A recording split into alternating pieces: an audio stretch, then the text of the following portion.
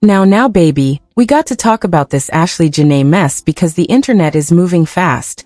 And when the internet moves this fast, the truth is always in the back seat trying to catch its breath. Okay. A video drops out of nowhere. The footage is raw, frantic, and pure chaos. You see a woman running for her life down a hallway, and right behind her is a bald-headed man chasing her down. There's a brick building, a hotel stairwell, and absolute panic. And what did the internet do? Within 5 minutes, y'all labeled it. That's Ashlee Janaé. That's Joe McCann. That's the exact moment before she died over there in Africa. Honey, y'all ran with it, shared it, cried over it, and demanded immediate arrests. But then, Joe McCann's legal team runs straight to their favorite media outlet declaring it's all a fake, an AI-generated loop, and threatening massive lawsuits. Hold on to your seats, because I sat back, looked at the footage, and realized we are being played from both sides. You calling it AI? You calling it a deep fake?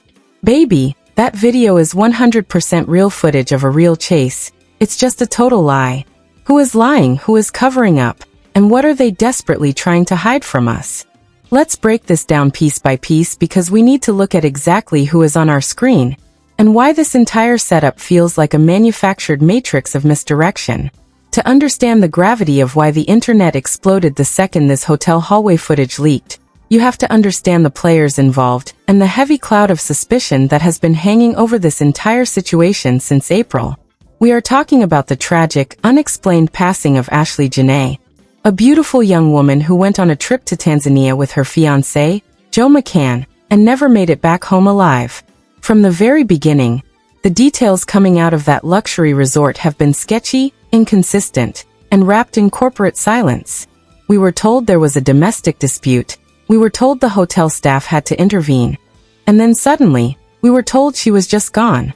No clear medical reports, no transparent investigation. Just a grieving family left thousands of miles away begging for answers while Joe McCann seemingly managed to slip back into the United States with his passport in hand, cleared of immediate charges, but heavily condemned in the court of public opinion. So when a video suddenly surfaces showing a woman in sheer terror, running down a corridor with a man hot on her heels, the public didn't just stumble onto it, they were already starved for visual proof. The internet has been waiting for a smoking gun, an absolute receipt to validate the horrific rumors surrounding her final hours. The immediate narrative that attached itself to this footage was instantaneous. People started matching the silhouettes, counting the seconds, analyzing the posture, and screaming from the digital rooftops that this was the definitive proof of what happened before the tragedy in Africa. The emotional outcry was massive because the public feels a deep, protective anger over how Ashlee's memory is being handled. For weeks, there was total silence from the camp that should have been explaining what happened in that room, so the second a high-velocity piece of footage drops, the algorithm rewards the chaos, pushing it into millions of feeds before anyone can even double-check the geographic coordinates. But this is where the plot twists and exposes the dark underbelly of how modern media manipulation works. The moment this video starts gaining real traction, threatening to completely derail reputations and spark potential legal interventions, Joe McCann's legal team miraculously finds their voice. Now, mind you, for nearly a month, while a mother was weeping on public broadcasts and a father was demanding the return of his daughter's personal belongings, this legal team was completely ghost. They had absolutely nothing to say to the public, no transparent timeline to offer, and no condolences to publicly extend. But the very second a viral video threatens their clients' immediate comfort, they have a direct line to major media outlets. They come out swinging, releasing a heavily coordinated press statement claiming that the entire video is a complete fabrication. They labeled it an AI-generated deepfake loop, a high-tech piece of digital garbage meant to maliciously destroy an innocent man's life, and announced they were launching a full-scale investigation to sue whoever manufactured it. When I read that press release, my spirit immediately picked up on the deception because the math simply wasn't matching. You are telling the world that a computer program generated a highly specific, textured, low-resolution security camera angle with realistic lighting, physical shadows, and organic human movement just to frame someone? It felt too clean, too modern, and too convenient. Calling something AI in this day and age is the ultimate get-out-of-jail-free card for public figures in hot water. It's the perfect way to tell the public, don't believe your eyes, the robots are trying to trick you, let's just delete the thread and move on. But when you actually analyze the footage with an investigative eye, you realize that the legal team's defense is just as fraudulent as the internet's original rumor. They wanted us to believe the video was fake, so we would stop looking at it, while the internet wanted us to believe the video was Ashlee, so we would stay angry. The truth, as always, was being suffocated right in the middle of these two massive corporate and digital lies. The reality of that footage is that it is entirely real, completely organic, and absolutely authentic. It just has absolutely nothing to do with Ashlee Janaé or Joe McCann. Independent researchers and sharp-eyed commentators who actually care about facts over clicks started digging into the digital metadata of the clip. What they discovered completely shatters both narratives. First of all, look at the architecture of the building in the viral video. It's a standard brick, apartment-style complex with a basic concrete stairwell and standard interior doors. Now let's look at the actual documented facts of where Ashlee and Joe were staying during their trip to Zanzibar. They were booked at a high-end, 5-star luxury resort, residing in a private villa surrounded by tropical greenery, open-air pathways, and distinct architectural styling that looks absolutely nothing like a low-budget apartment complex. You mean to tell me that in the middle of a high-stakes emergency, these two individuals magically transported themselves from a luxury island villa into a brick urban apartment building just to have a hallway chase? It makes absolutely zero logical sense. The real breakthrough came when investigative commentators traced the actual source of the video back to a completely unrelated incident that took place months ago in an entirely different part of the world. The footage is actual security data from a domestic dispute where a woman allegedly took a large sum of money from an individual, and that individual chased her down the hallway to recover his property. It was a real woman experiencing real distress, and a real man engaging in a real pursuit. But some anonymous account on the internet took that heartbreaking, chaotic clip, downloaded it, stripped it of its original context, and slapped Ashlee Janaé's name on it for the sole purpose of generating millions of views and farming engagement off a real-life tragedy.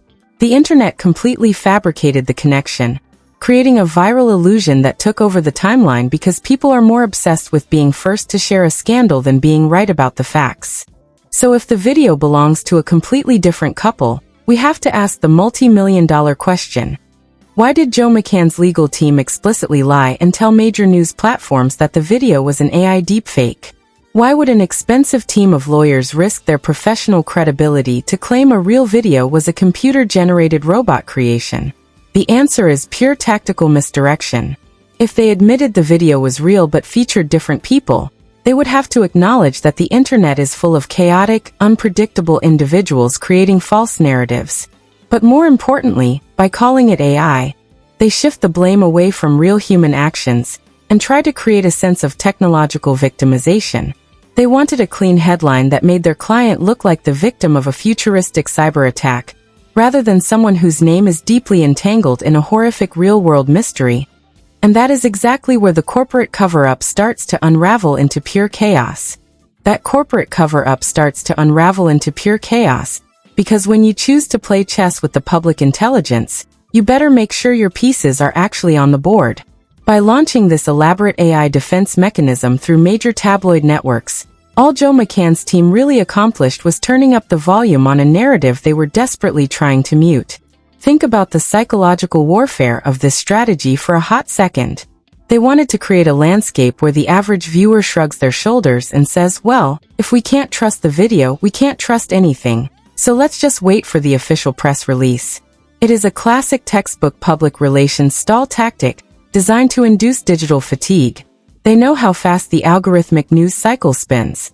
They know that today's viral outrage is tomorrow's forgotten archive, buried under a mountain of newer, shinier celebrity scandals. If they can just muddy the waters enough to keep the public confused for another 72 hours, they win valuable time to scrub the digital footprint and restructure their defense behind closed doors. But the independent digital streets do not sleep, and they certainly do not suffer from amnesia. While the mainstream media was busy copy-pasting that sterile legal disclaimer about computer-generated loops, independent commentators started digging into the financial receipts, the leaked flight manifests, and the anonymous hotel staff testimonies that have been trickling out of Tanzania through back-channel networks. The picture being painted behind the scenes is one of absolute luxury clashing with unimaginable structural corruption. Rumors have been circulating heavily through anonymous whistleblower forums that thousands of dollars were moving through local accounts in the immediate aftermath of Ashlee's passing. We are talking about allegations of high-priced retainers being paid out to local administrative fixers, swift corporate interventions designed to expedite exit visas, and an immediate lockdown on any resort employee who dared to look too closely at the logbooks from that specific wing of the villa complex. Let's look at the sheer disparity in resources and power dynamics that define this entire tragedy. On one side, you have a devastated family in the United States, completely isolated from the geographical location of their daughter's death, dealing with foreign legal systems, language barriers, and a total lack of transparency from local embassy officials. On the other side, you have an individual backed by deep-pocketed networks who can magically command the front page of major entertainment conglomerates within 20 minutes of a video going viral. The exaggerated spending isn't just happening in the courtroom. It's happening in the digital marketplace of perception. Insiders claim that massive reputation management firms were hired almost immediately to monitor social media comment sections, flag algorithmic keywords, and systematically suppress any independent video essays that dared to question the timeline of Joe's return to American soil. It is a coordinated, high-budget curation of reality, designed to ensure that one specific narrative survives while the alternative options are choked out by copyright strikes and algorithmic shadow bans. The public reaction to this blatant display of structural leverage has been a volatile mix of absolute disgust and hyperfixated fury. If you drop into any online forum, any live stream chat, or any community bulletin board discussing this case, the sentiment is completely unified. People are utterly exhausted by the theatricality of it all. The top-rated comments across the digital landscape aren't even arguing about the video anymore. They are dissecting the sheer audacity of the legal team's priorities. One highly circulated anonymous post from someone claiming to be close to the family's logistical circle pointed out that the energy used to threaten internet trolls with forceful legal action could have easily been used to fund a private, independent autopsy or provide the family with the direct, unedited security footage from the actual resort in Zanzibar. Instead, the public is forced to watch a multi-layered circus where the clowns are fighting over whether a fake video was made by a human or a machine, while the actual tragic loss of a young woman's life is treated like background noise. This level of institutional arrogance always breeds an environment of intense speculation, and that is exactly why the leaked reports from internal investigative circles are getting wilder by the day. Anonymous sources within the aviation sector have allegedly leaked data suggesting that a private charter flight was organized out of Dar es Salaam within 48 hours of the incident, bypassing standard commercial customs queues where high-profile individuals might be subjected to more rigorous documentation checks. While these reports remain unverified by official government agencies, the mere fact that they are gaining massive traction shows how little faith the public has in the official sequence of events. People are looking at the lavish corporate backing, the immediate mobilization of top-tier legal defense, and the convenient silence of local authorities, and they are concluding that the system worked exactly the way it was designed to work for people with access to institutional power. What makes this entire breakdown so incredibly toxic is how it completely commodifies human suffering for corporate preservation. Every single press release issued by that defense team reads like it was written by an algorithm designed to minimize financial liability, rather than a human being addressing a catastrophic human loss. They are treating a life and death investigation like a standard corporate crisis management simulation, where the goal is simply to protect the brand equity of the principal individual. But the digital community is fighting back by refusing to let the core questions be buried under this avalanche of public relations garbage. People are actively archiving the timelines, translating local Tanzanian news broadcasts, and cross-referencing the shifting statements made by individuals who were present at the resort during that fateful week in April. The collective intelligence of the internet might get tricked by a mislabeled video for a brief moment, but once that collective focus locks onto a structural lie, it becomes an unstoppable force that no public relations firm can completely control. We are watching a real-time manifestation of institutional panic. The reason they had to scream AI from the digital rooftops is because they are terrified of what happens when the public stops looking at the distractions and starts looking at the systemic gaps in the story. They want us to argue about deepfakes because as long as we are debating pixels, frame rates, and digital rendering times, we aren't asking why the resort's incident reports have still not been fully released to the family's legal representatives. We aren't asking why the local authorities were so quick to clear the scene and allow a primary individual of interest to board an international flight while the administrative dust had barely settled. They are throwing technological buzzwords at the wall, hoping that the sheer confusion of modern technology will blind us to the oldest, most primitive form of cover-up in human history. But the spotlight is far too bright this time, the public is far too emotionally invested, and the cracks in this corporate fortress are widening by the second, leading us directly into the heavy structural fallout that no amount of money or media manipulation can prevent from crashing down. That corporate fortress is widening by the second, leading us directly into a heavy structural fallout that no amount of money or media manipulation can prevent from crashing down on their heads. We are entering a phase of this saga where the casual games of internet gossip are translating into terrifying, real-world consequences for everyone involved. Internal administrative whispers indicate that federal agencies are quietly entering the chat, monitoring the international movement of funds, and taking a very long, very microscopic look at how an American citizen managed to clear foreign legal custody so effortlessly while a suspicious death remained completely unresolved. When you involve international borders, foreign resort jurisdictions, and a massive public outcry that refuses to die down, you aren't just dealing with a local police department anymore. You are looking at a potential multi-jurisdictional nightmare that could trigger official congressional inquiries, embassy blockades, and systemic audits of how international luxury resorts handle the safety and corporate cover-ups of American citizens dying on their soil. The financial pressure behind closed doors is reaching an absolute boiling point, threatening to spark an internal crisis for the major corporate networks that chose to align themselves with Joe McCann's narrative. Insiders are whispering that several high-profile digital platforms and brand sponsors are quietly drafting immediate termination clauses and distance strategies. Nobody wants their corporate logo attached to an individual whose legal defense team is caught in a web of public relations lies regarding viral footage. Marketing executives are panicking because they know the modern consumer does not forgive institutional gaslighting. The moment a corporate entity realizes that backing a specific reputation is going to cost them millions in consumer boycotts and falling stock values, they will drop that individual like a hot coal. We are on the verge of watching a massive financial domino effect where the legal representation, the public relations managers, and the media outlets that happily carried that fake AI press release will systematically turn on each other to protect their own bottom lines. The legal fallout from this specific hotel chase video deception is also taking an incredibly dangerous turn for Joe's camp. While they were busy shouting to the media about launching forceful legal action against the internet, independent legal analysts are pointing out that their aggressive statements might have actually opened them up to massive liability.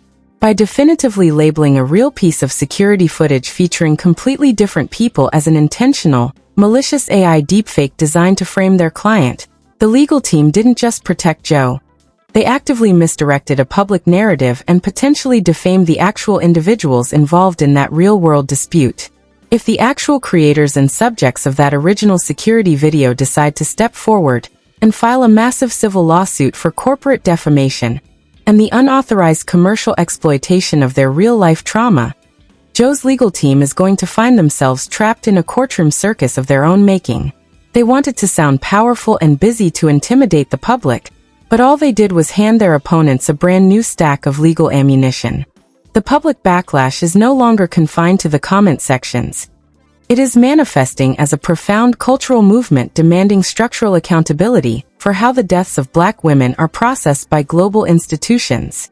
The inescapable comparison to the tragic handling of the Shankella Robinson case in Mexico has turned this into a volatile, historic boiling point.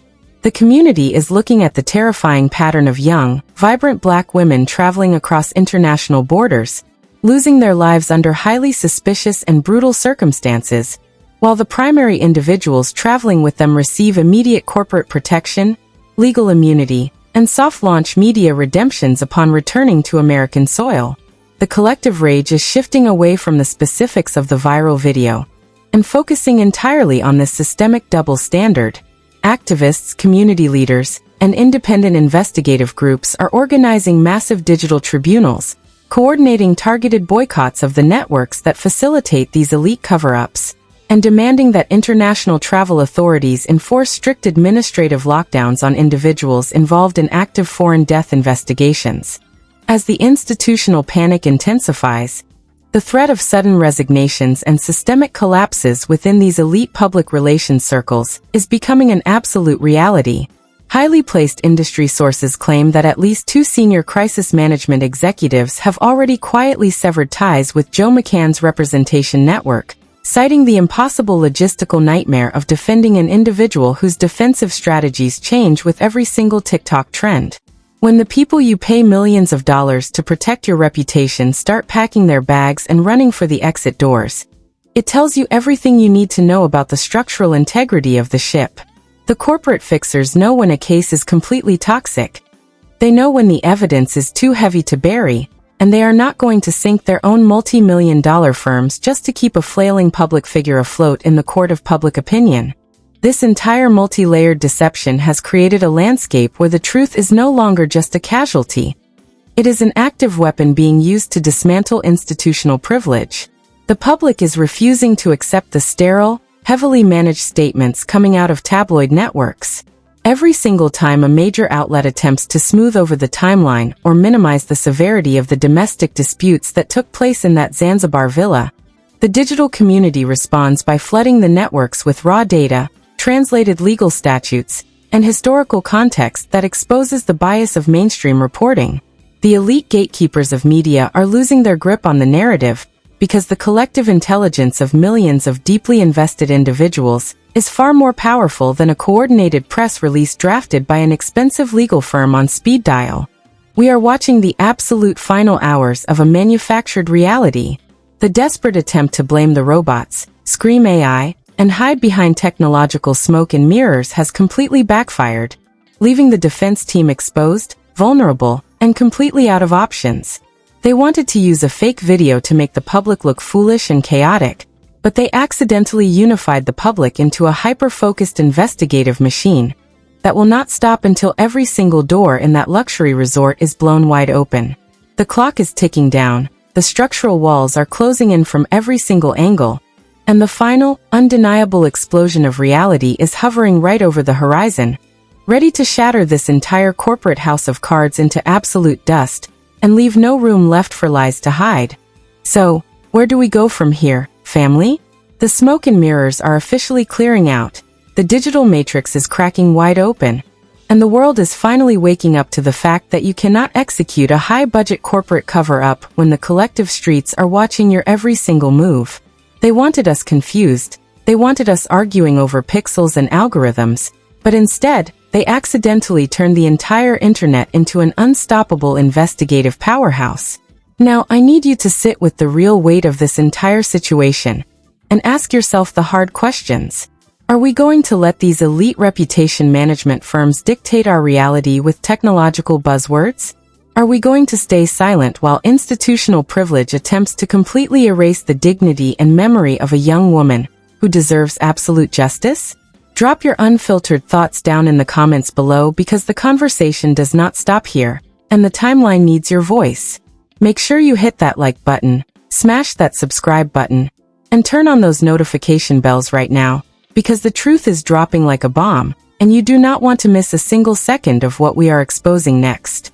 Keep your eyes wide open, stay sharp, and I'll catch you in the next one.